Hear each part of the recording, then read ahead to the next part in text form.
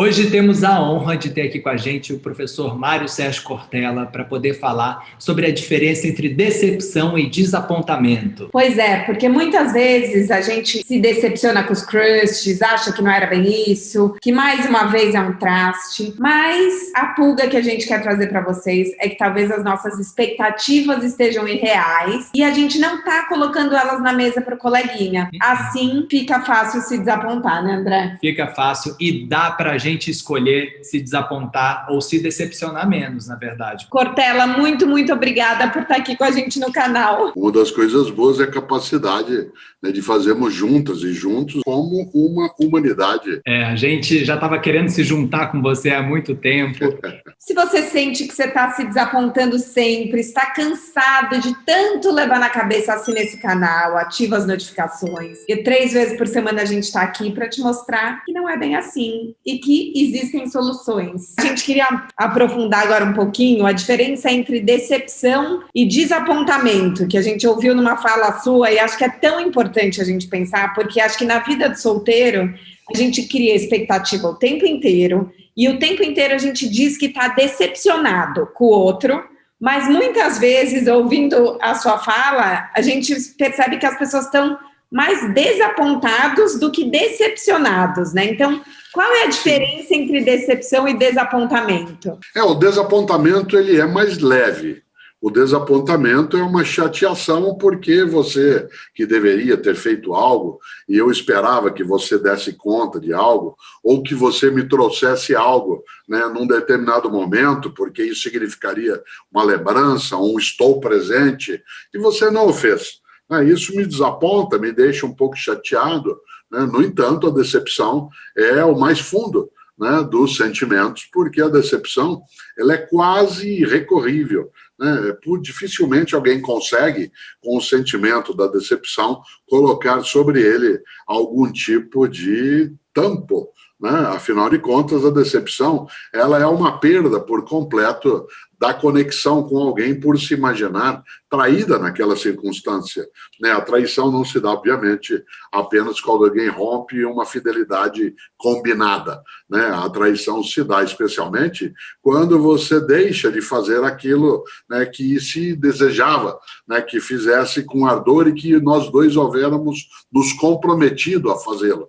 Toda vez que há uma relação de confiança, de fiança, né, de fé conjunta, e alguém trai essa confiança, a decepção ela produz uma fissura, produz uma fragmentação, né, que é muito forte. Se assemelha um pouco a algo que lembra o circo do passado, né, quando você tem no espetáculo de trapezistas, né, obviamente, numa relação com 2 pessoas, pode ser isso, né, um está num trapézio, o outro está no outro, e eu salto desse trapézio em direção ao que você está, e você precisa estar preparado ou preparada para me segurar. De maneira que quando eu salto no ar e vou para o outro trapézio, eu tenho de ter certeza que você vai me segurar na hora que eu soltei, porque eu estou solto, né, literalmente, né, no ar. Ora, se você se distrai, não me segura, ou ao contrário, propositadamente, né, desvia a mão, eu desabo.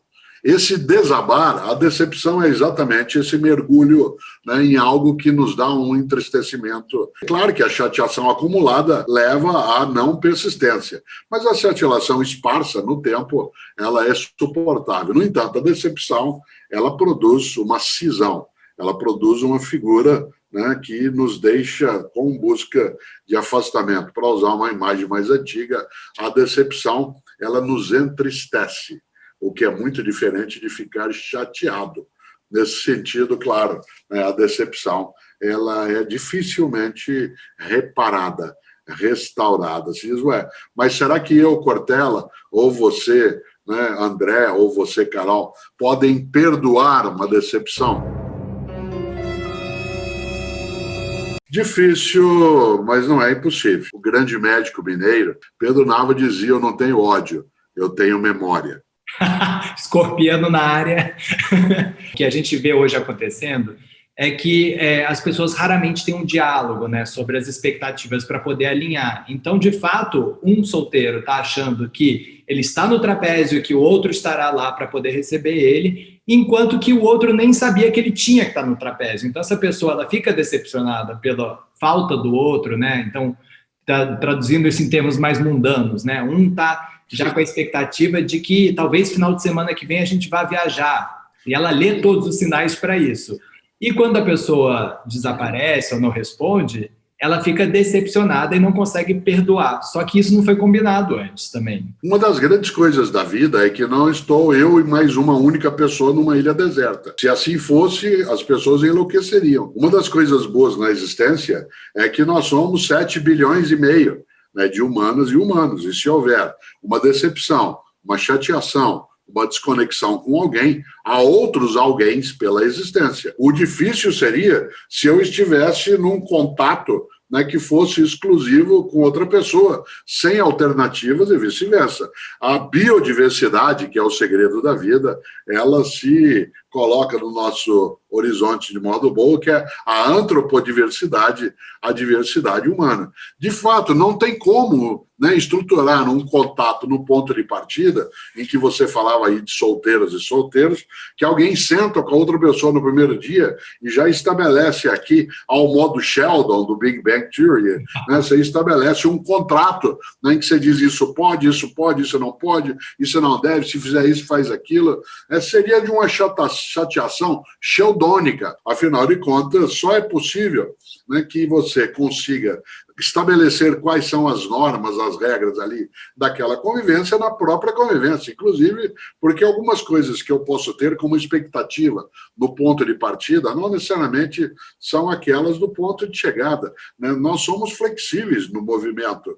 Eu, Cortella, não quero ser, como lembrava, do mesmo modo o tempo todo. Eu não quero ser absolutamente diferente, porque isso seria sinal de volubilidade. Mas eu não quero ser também idêntico, né, em todos os modos. Isso significa também que a minha expectativa ela pode, sem dúvida, se alterar. É claro que você lembra a ideia de diálogo, né, mas a noção de diálogo ela não supõe, de modo algum, que se fique o tempo todo conversando sobre todas as coisas, porque fazê-lo desse modo é absolutamente perturbador. Né? Isto é, estruturar uma relação como se fosse uma relação negocial, né? E não uma relação em que se vai até construindo outra percepção. Eu uso um exemplo, e eu queria trabalhá-lo no que você lembrou, né? Quando duas pessoas se juntam, é como duas pessoas na chuva com um único guarda-chuva. Você vai grudado. Quanto mais grudado você tiver, menos molha ambos.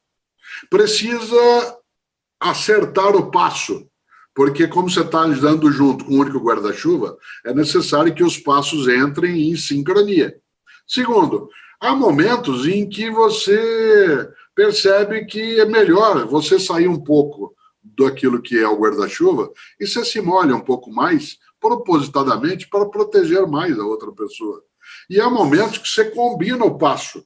Você diz assim, olha, vamos agora, vamos até vira uma brincadeira. Agora a perna direita, os dois, e aí vai, para poder dar aqueles passos. E há situações dentro disso em que de vez em quando você tem que trocar quem é que segura o guarda-chuva ou a sombrinha. Né? Afinal de contas, se for a mesma pessoa o tempo todo, ela poderá ficar cansada. Há algumas coisas que são mera gentileza, elas não são uma forma de domínio. Exemplo, né? Eu tenho 1,83 m, Cláudia, com quem eu sou casado, tem 1,75 m. Isso significa que eu tenho um pouco mais de altura do que ela. Portanto, na hora de segurar um guarda-chuva, é bom que eu o faça.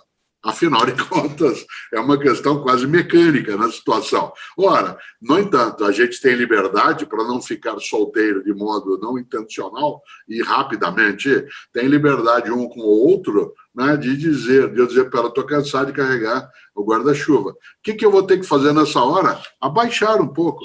Todo esse movimento lembra um ditado caipira, que é caipira sabe disso, que diz que é no sacolejo da carroça que as abóboras vão se ajeitando.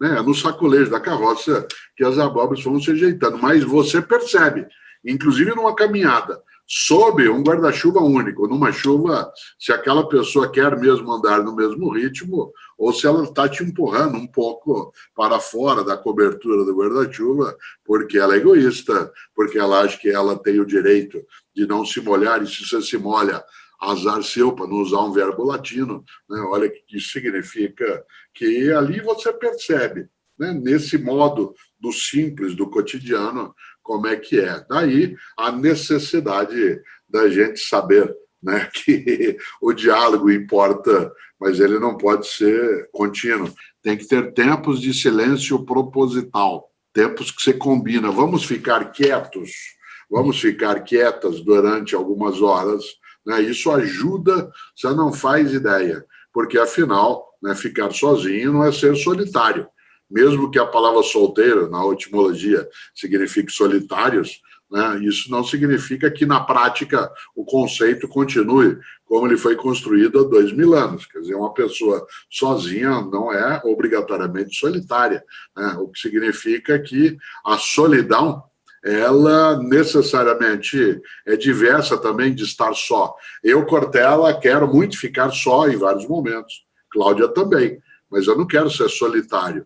E quando nas vidas, em alguns momentos, fui solteiro, isso não significa que eu era solitário.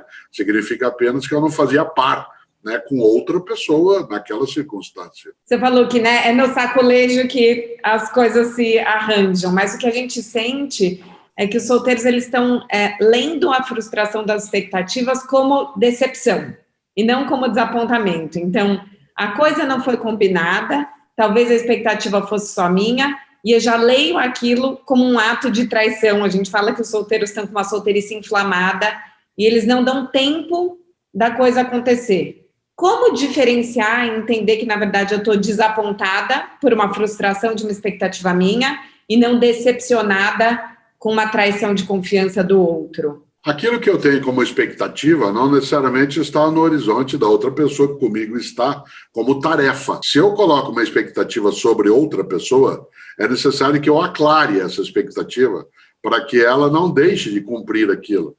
Quando eu digo assim, eu espero que você seja assim, eu espero que você faça isso, eu dou a outra pessoa, inclusive, a ocasião de dizer, bom, eu não sou assim, ou eu não farei.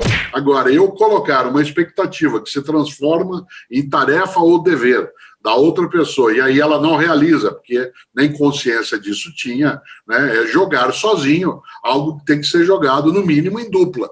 Né, e nessa hora é absolutamente estranho.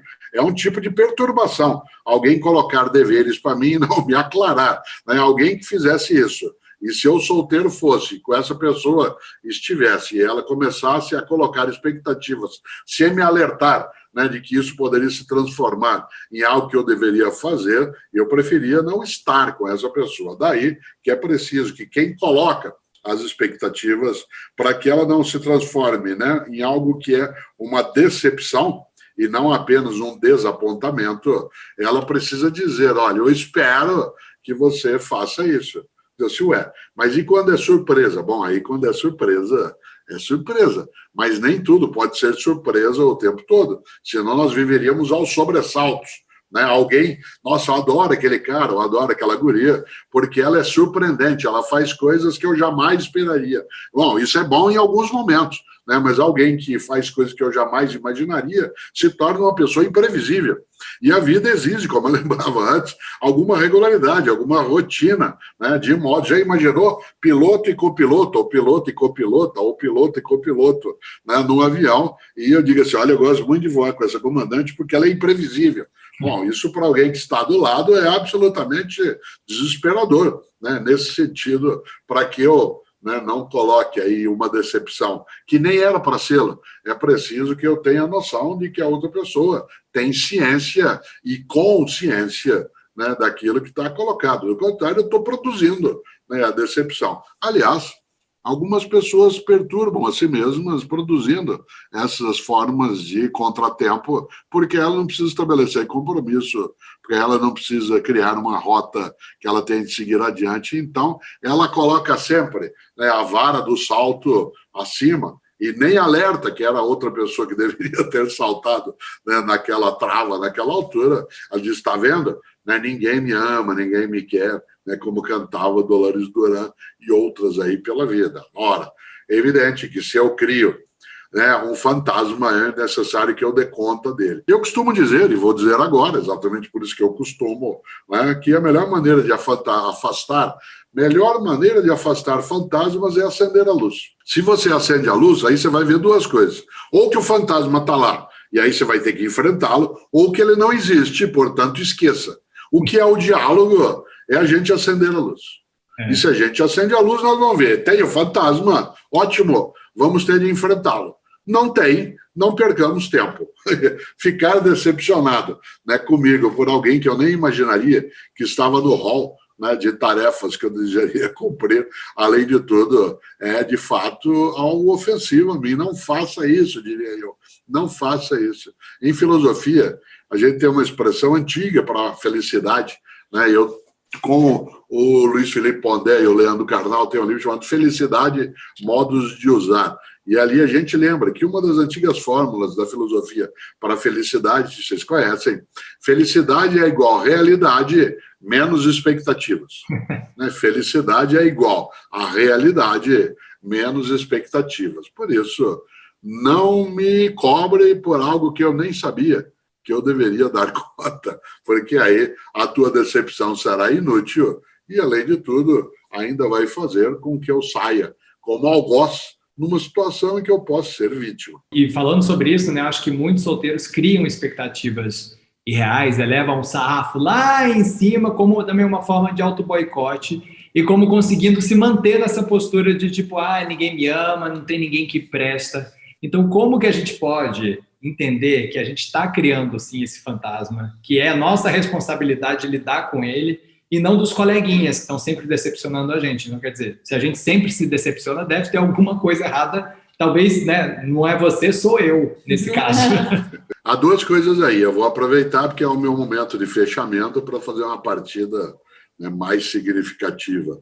Né? Há um ditado pantaneiro que diz, e se fala isso com força, especialmente na nossa região, né, marcado no Pantanal brasileiro, que diz: não dê asa à cobra. Já basta a cobra, quando incomodada, ser, né, um ser que pode ser fatal, perigoso. Você já imaginou se ela tivesse asa?